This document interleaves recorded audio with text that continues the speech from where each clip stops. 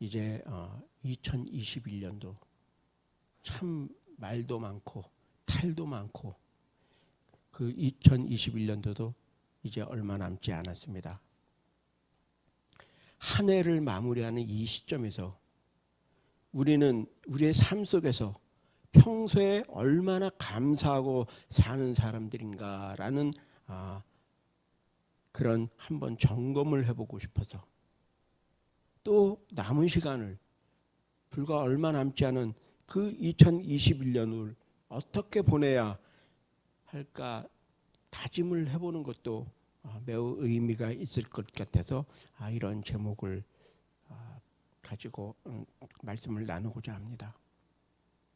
이 말씀은 다시 말하면 나는 감사 지수가 얼마나 높은 사람인가라는 것을 다시 한번 살펴보자는 것입니다.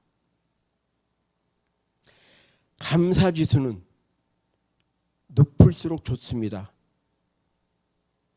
감사 지수가 낮은 사람일수록 건강하지 못합니다. 정신은 물론이거니와 육체도 건강하지 못합니다. 감사 지수가 낮은 사람일수록 불행한 삶을 살아가는 사람들이 많이 있습니다. 오늘 읽은 본문의 말씀은 우리에게 이렇게 말씀하십니다. 감사로 제사를 드리는 자가 나를 영화롭게 하나니 라고 이렇게 말씀하고 계십니다. 우리가 아시다시피 이스라엘 백성들은 매일매일 하나님 앞에 제물을 가지고 나가 제사를 드렸습니다. 오늘 본문에서는 감사를 제물로 삼고 매일매일 하나님 앞에 나아가 제사를 드리는 자가 하나님을 영화롭게 한다고 했습니다. 사도 바울은 에베소서 5장 20절에서 항상 아버지 하나님께 감사하며 라고 강조했고 또 데살로니가전서 5장 18절에서는 범사에 감사하라 이렇게 말씀하셨습니다. 솔직히 이 말씀을 듣고 볼 때마다 참으로 하나님 앞에 죄송스러운 것은 과연 저는 또 여러분들은 항상 그리고 범사에 감사하는 생활을 하고 있느냐 하는 것입니다. 범사라는 말은 어떤 형편에 있든지 어떤 일을 당하든지 무조건 조건이 없이 무조건 감사하다는 뜻입니다. 또 항상이라는 말은 시종일관 어떤 상황을 만나도 변함없이 감사하라는 뜻입니다. 과연 우리는 그렇게 살아왔는지요? 다시 한번 되돌아보게 됩니다. 이스라엘 백성들에게는 3대 절기가 있는데 유월절, 맥추절, 수장절 등입니다. 이스라엘 백성들이 애굽에서 종살이를 하고 있을 때는 하나님이 모세를 부르셨습니다. 그를 통하여 노예 생활을 하고 있는 이스라엘 백성들을 구원해 주셨습니다. 그런데 이스라엘 백성들은 너무나 긴 시간 노예 생활을 하였기 때문에 스스로 수고하여서 양식을 구할 수 있는 취할 수 있는 그런 자생 능력이 없었습니다. 몸과 마음은 물론 영혼까지도 철저한 노예 근성에 젖어들어 있었습니다.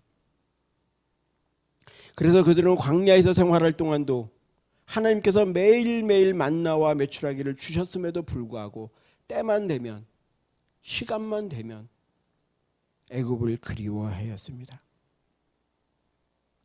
언제든지 애굽으로 돌아가고 싶다는 것이 그들의 솔직한 심정이었습니다.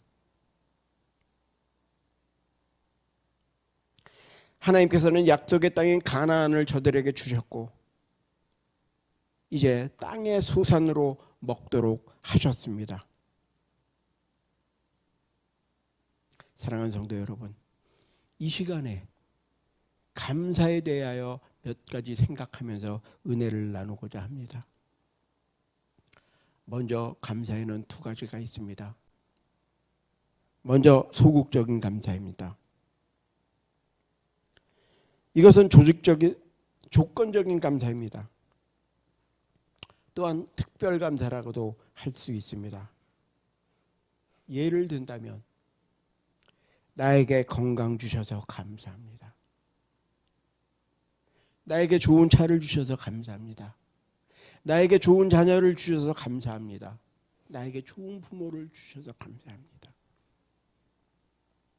정말 무엇을 나에게 주셨으므로 감사합니다. 이런 종류의 감사를 소극적인 감사라고 말할 수 있습니다. 그 다음은 적극적인 감사입니다. 이것은 무조건적인 감사입니다.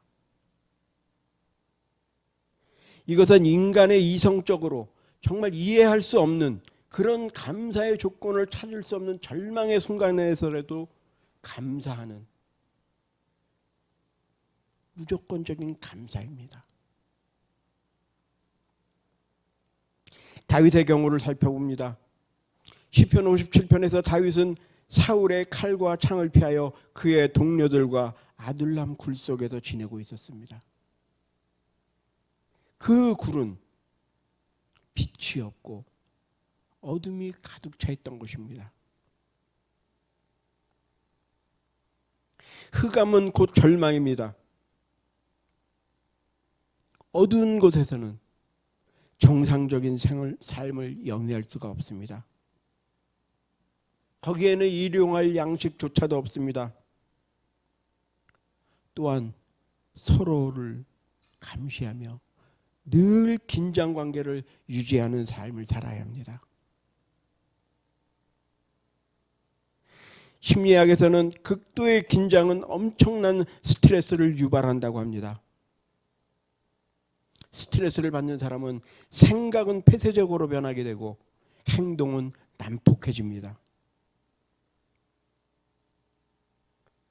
다윗이 처한 상황도 그렇게 스트레스를 받을 만한, 그래서 생각은 폐쇄적으로 되고 행동은 난폭하게 될 수 있는 그런 상황임에도 불구하고 다윗은 시편 57편 9편에서 이렇게 말합니다. 주여, 내가 만민 중에서 주께 감사하오며 열방 중에서 주를 찬송하리이다. 정말 인간이 가질 수 없는 그런 최악의 조건 속에서도 하나님께 감사를 드린 것입니다. 또한 사도행전 16장 25절에 보면 바울과 실라가 하나님께 감사하는 모습을 발견할 수 있습니다.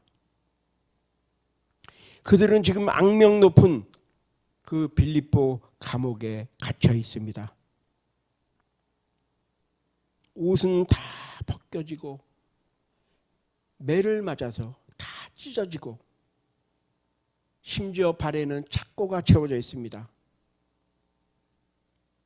이 같은 상황을 한마디로 단정한다면 그 단어는 바로 절망입니다.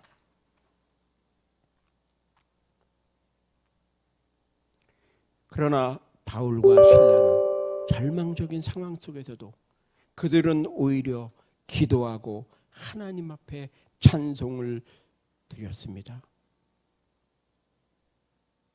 사도 바울은 당대 최고의 지성인으로서 정말 자신이 납득하기 어려운 그 현실 속에서 하나님께 감사하였던 것입니다.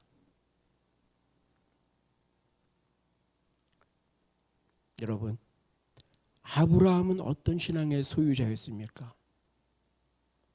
히브리서 11장 8절에 보니까 갈 바를 알지 못하고 나아갔으며 라고 기록되어 있습니다.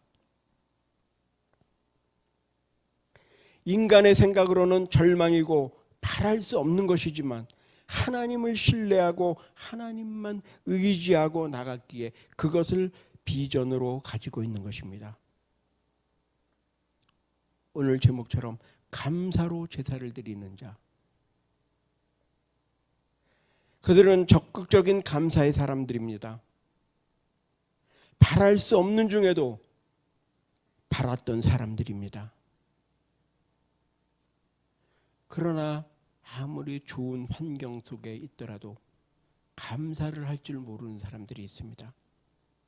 그 사람들은 어떤 사람일까요?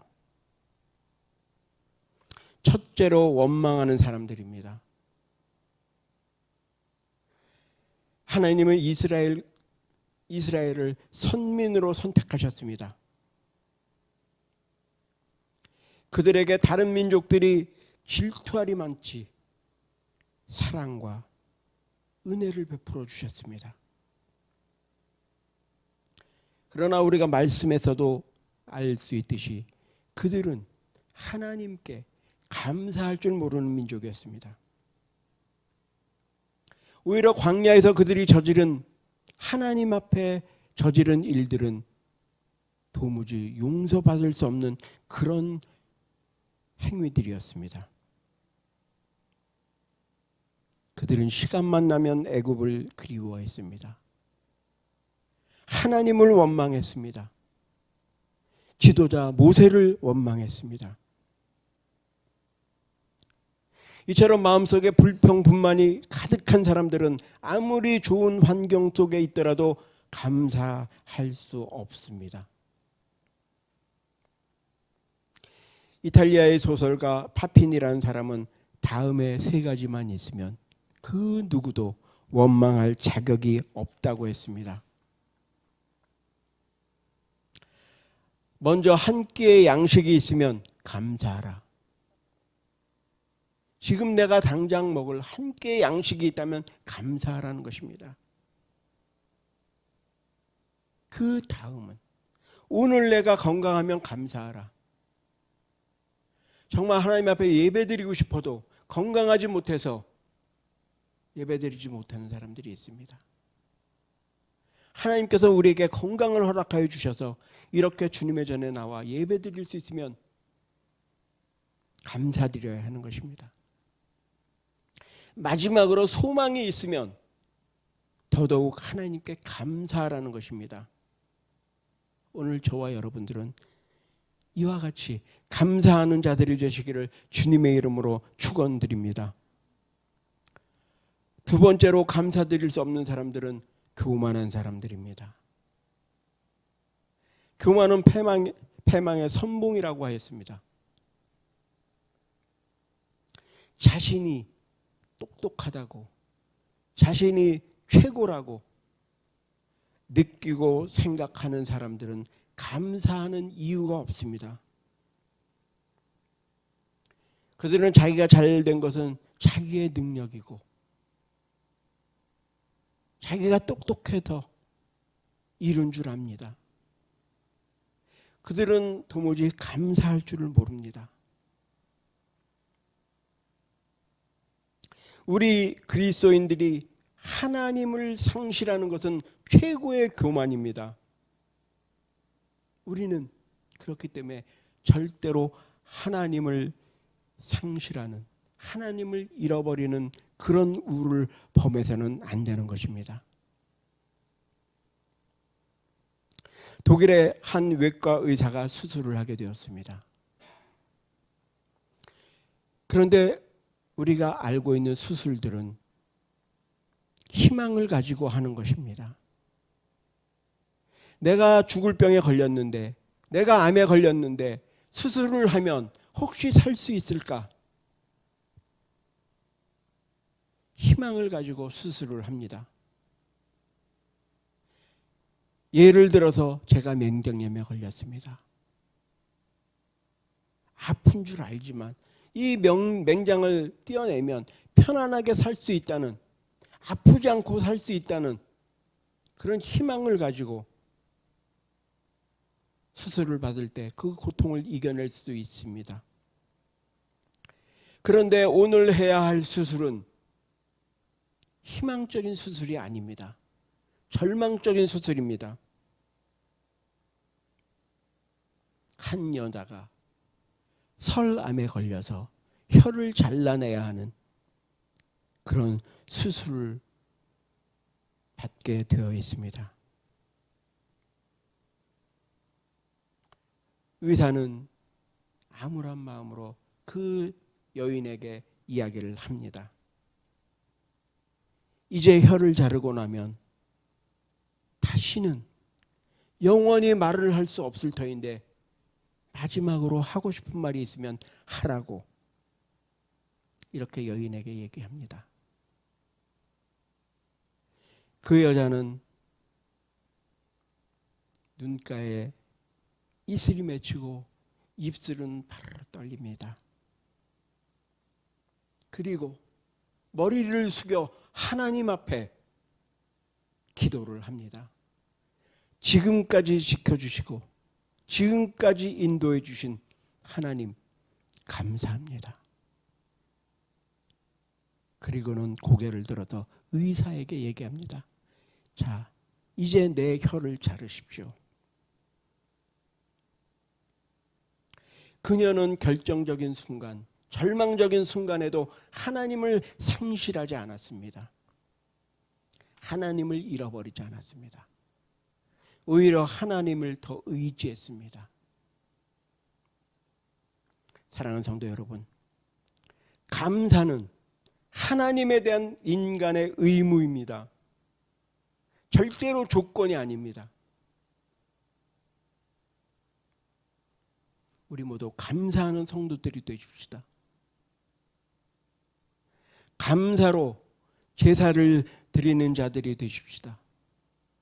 그래야 마지막 때에 감사로 인하여 더 큰 감사의 조건들이 넘쳐나시기를 주님의 이름으로 간곡히 축원드립니다. 기도하겠습니다. 사랑의 아버지,